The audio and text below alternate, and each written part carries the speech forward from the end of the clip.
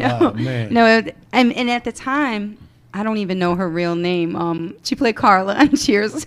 Rhea Perlman. Cheers was crazy at that time. That's Danny DeVito's wife. Right. You know, they're married and everything. And the funny thing about that is, like, no acting experience. Like, I'm still, like, just now, like, really getting into my comedy thing. And I got a call from Bob Sumner, who produces Def Jam, and he's like, yo, go down to this building. They looking for a funny dude that could play ball. And I was like, all right. So I go down there, and I'm looking in the waiting room, and it's all dudes I've been watching on TV and in, you know, black movies and stuff. And I'm like, oh, man. So I go in there, and for whatever reason, I feel good with it. I flow with it. I get called back. Then I get called back a third time, and I'm feeling real good. I'm going to kill this, right? And they go, sit right there, sit next to, you know, Rhea Perlman, Carla from Cheers. Right. So I'm sitting, and I forget everything. I was just looking at her like, she intimidated you, and she's like up to your belly button, right? If I had $1 for every movie I didn't get, because I was a big fan of the business first, so I'm getting intimidated. First time felon, you know, I was supposed to be a first time felon, but I sat across from Rock, Charles Dutton.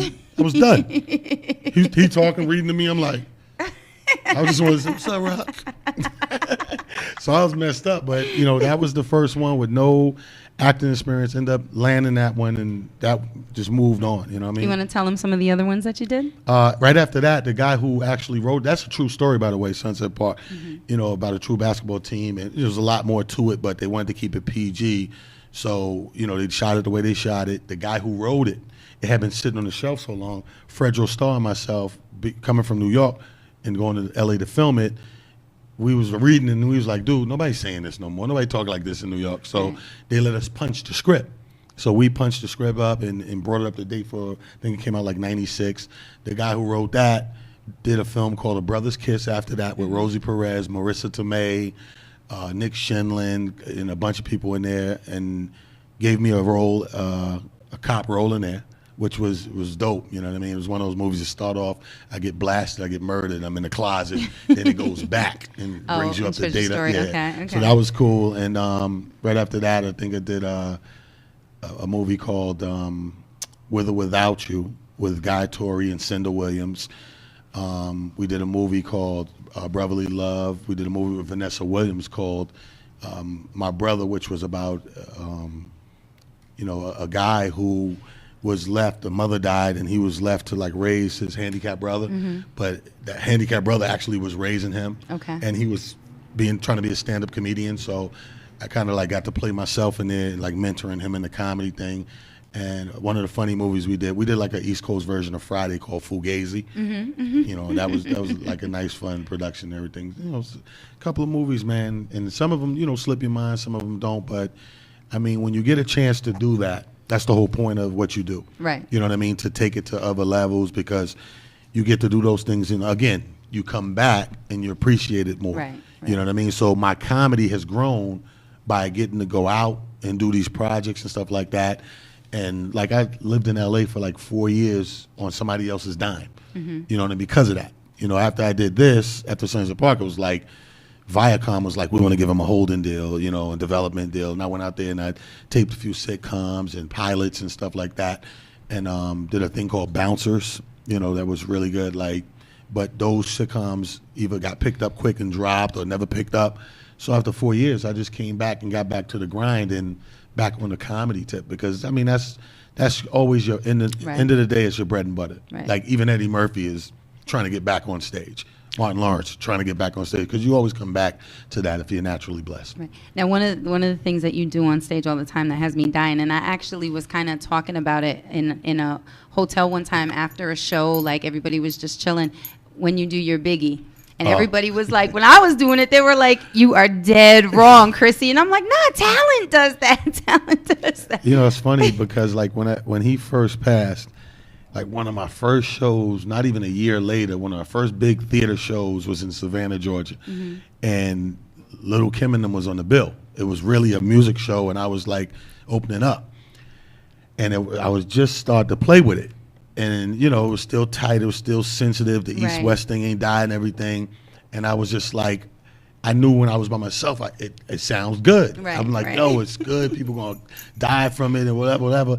and I was like scared to death, but I had to get it out there. And it was this big show, and I felt like the people, I didn't know how Junior Mafia and them was going to react, but I knew the people was going to eat it up because that was nothing but those Biggie fans did. Right. So I was like, this is do or die. It's going to work or it ain't here. Right. And I went out there and I did it, and you know, when I was done, when I said, I was like, thank you, good night. And I went to the side, I'm sweating, and my whole thing was like, I hope none of these dudes don't punch me in my face because I'm sweating. You know what I mean? So I get to the side, and then we get in the limo, and they were like, yo, when you did Big, yo, that was crazy, it was funny. And I was like, boom, that was it. And I ran with it. And if you travel the country, you'll see about 20 comedians try to steal it. Really? Already. Yeah, I believe it. Yeah. I believe it. I mean, I was trying in the hotel room, but they was like, yo, you dead wrong. He's dead. Don't be doing that.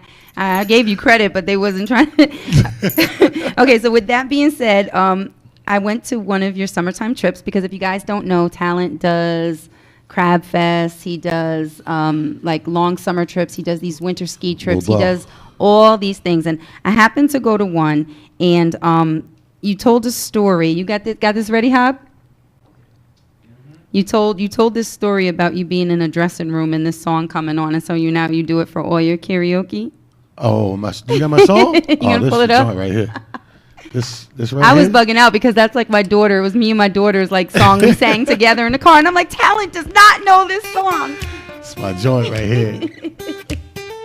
Yo, if you guys seen him do this karaoke, it is probably better than any show. Don't know how you met me, you don't know why you can't turn around and say goodbye. All you know is when I'm with you, I make you free and swim through your veins like a fish in the sea. This is our dance in the car. Singing, follow me, everything is alright. I'll be the one to tuck you in at night. And if you want to leave, I love it. That's my part. You guys got to see it on stage. It is the funniest thing. Oh, I love it. Let people know what you're doing real quick and where they can find you, and then we're going to run to a short break. Well, if you're not already logged, as a friend on one of the Facebooks, I started the 4th Facebook page. Let me explain that. Because every time I say I got 4 Facebook pages, people get upset and say, well, why don't you just get a fan page? Well, let me explain something to you. I don't look at it like most artists look at it. I don't even really believe in the whole fan thing. I think people like what they like, and you're blessed to have people like you. So they're friends, and if I create a fan page, I think, people get it mixed up like, somebody's above somebody and nothing like that. So my new Facebook page is Talent. I got an extra T on the end of it, TALENTT, the comic. That's Facebook, Talent, the comic. And Twitter, at It's Just Comedy. That's not on it. You can't spell that. You can't write that. Just at It's Just Comedy. I just do that. All right, stick around for me because I'm going to try to squeeze in a little bit more, but we're going to go to a break real quick. Right. And we have a request, Talent, that they want to hear Biggie in the chat room. Oh, they want to hear it in the chat room? Yeah, they want to hear it. Oh, no doubt. It's like my nigga Puff said, more money, more problems. It was all... No, I'm just playing. The back of the club, some of my wetters, will you find me? The back of the club, macking hoes, my crew's behind me. Man, question asking, blood passing, music blasting, and I just can't quit because one of these honeys Biggie got. No doubt, nigga. Bad boy. All right, well, the Real Talk segment, we're not going to be able to do the full thing, but just one quick comment. My topic is going to, I'll probably add up to it next week. Messing with somebody who's absolutely crazy and continuing to mess with them because the sex is amazing. I thought that was everybody's problem. Story of my damn life. I mean, come on now. I think, what's funny? It's like crazy women can't make up their mind. Like if you get a crazy woman, this is real talk. You get a crazy woman and you start off boning her.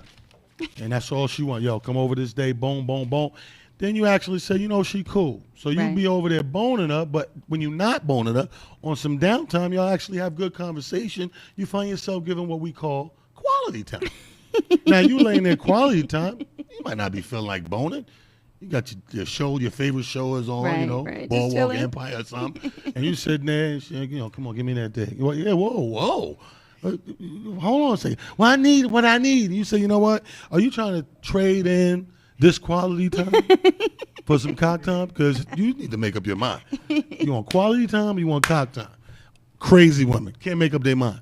You got an argument. I'm telling you. So my thing is this.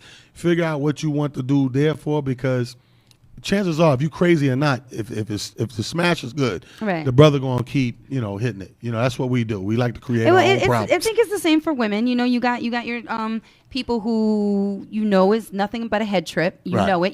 They're trying to manipulate. They're trying to get over. Right. But if you know it, then you can still keep screwing around with them because you know it. You know what it's about. Like, so you deal with the head games because you're really one step ahead of them. Okay. They think they got you like that, but they right. really don't. Until you get that phone call, oh, be careful crossing that street, that blue car almost right. hit you. That's what I'm saying, man. I got the best stalker in the world. Nobody could top my stalker. My stalker, this girl been going strong. You understand me? And I do this thing called the Stalker Chronicles on my pages. I always, like, once a month, you're going to get a good episode of the Stalker Chronicles. And the funny thing is, she had an assistant stalker. That's the thing I ain't going to lie to you. This dude called me and left a voicemail. Was like, you think you all that? You ain't all that. Click. I said, did this girl just have a dude call repping for her? Bitch, you the stalker. You gonna have a dude, an assistant stalker, call. And it was Christmas. And I said, it made me think, because I was like, you know what? I'm mad humble on Christmas. Right. I give anybody a Christmas gift. I'm like, what do you get a stalker? Bushes? Bushes. I don't know. No, so yeah. We'll elaborate on that a little bit next week. But thank you so much for coming out. Thank you for having me. I genuinely appreciate you.